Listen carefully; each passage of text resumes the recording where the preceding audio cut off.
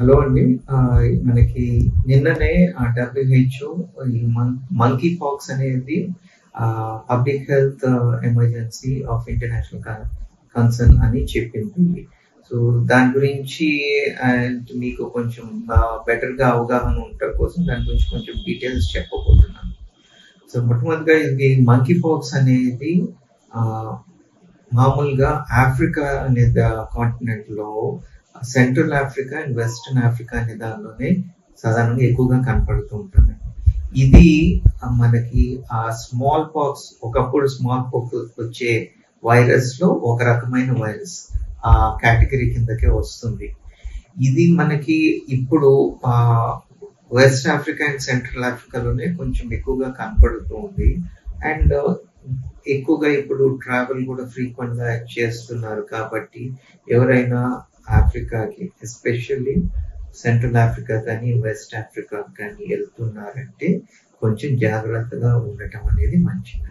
ఇప్పుడు కరెంట్ ఉన్న variant common గా సెక్షువల్ కాంటాక్ట్ తో స్ప్రెడ్ అవుతుంది. సో మనము కొన్ని జాగ్రత్తలు అనేది తీసుకోవాలి.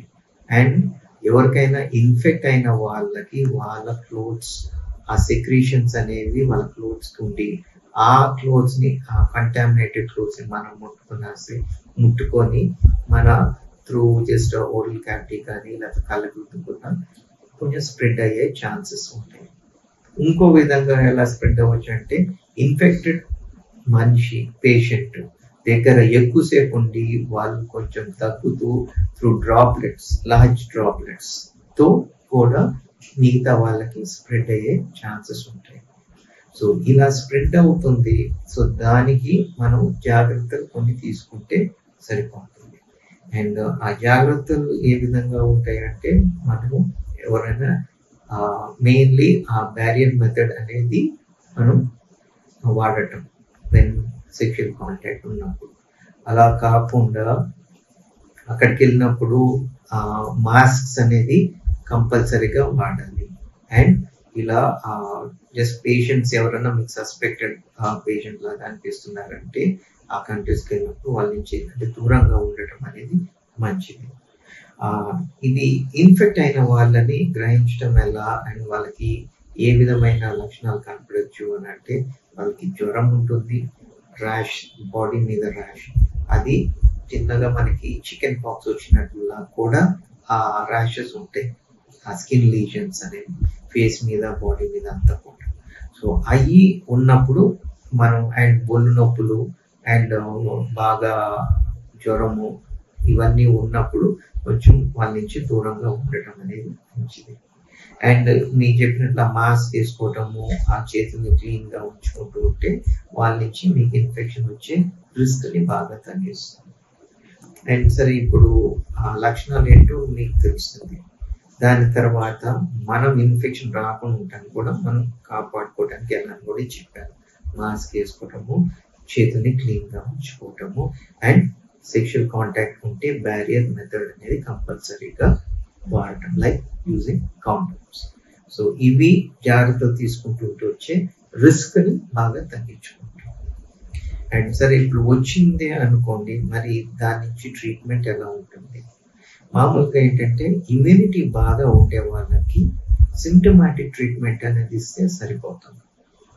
అదే ఇమ్యూనో కాంప్రమైజ్ స్టేటస్ లో ఉంటారు కొంతమంది పేషెంట్స్, వాళ్ళకి వేరే జబ్బులు ఉండి ఇమ్యూనిటీ బాగా తక్కువ, వాళ్ళకి కొన్ని రకాలైన యాంటీ వైరల్ మెడికేషన్స్ కూడా ఉన్నాయి. సో అవి ఉన్నాయి కాబట్టి మీరు భయపడాల్సిన పని లేదు. కాకపోతే జాగ్రత్తలు అనేవి తీసుకోవాలి. ప్రివెంటివ్ కేర్ మెజర్స్ అనేది తీసుకుంటూ ఉంటే మనకి వచ్చే రిస్క్ ని బాగా తగ్గిస్తాం.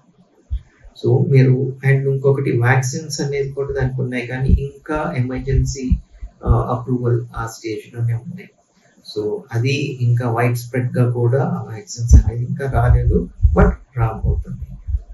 సో ఇవి మీరు గుర్తుపెట్టుకొని అండ్ జాగ్రత్తలు అనేవి తీసుకుంటూ ఉంటే మంకీ పాక్స్ అనేది మనకి సోకకుండా కాపాడుకోవాలి. మీకు ఎవరికైనా మంకీ పాక్స్ అని వచ్చింది అని అనిపించి మీరు వాళ్ళ దగ్గర కాంటాక్ట్ ఉన్నట్టు అనిపించింది అంటే ఎన్ని రోజుల్లో మీకు అవి లక్షణాలు కనపడే ఛాన్సెస్ ఉంటాయంటే ఎనీవేర్ ఫ్రమ్ 5 to 14 days.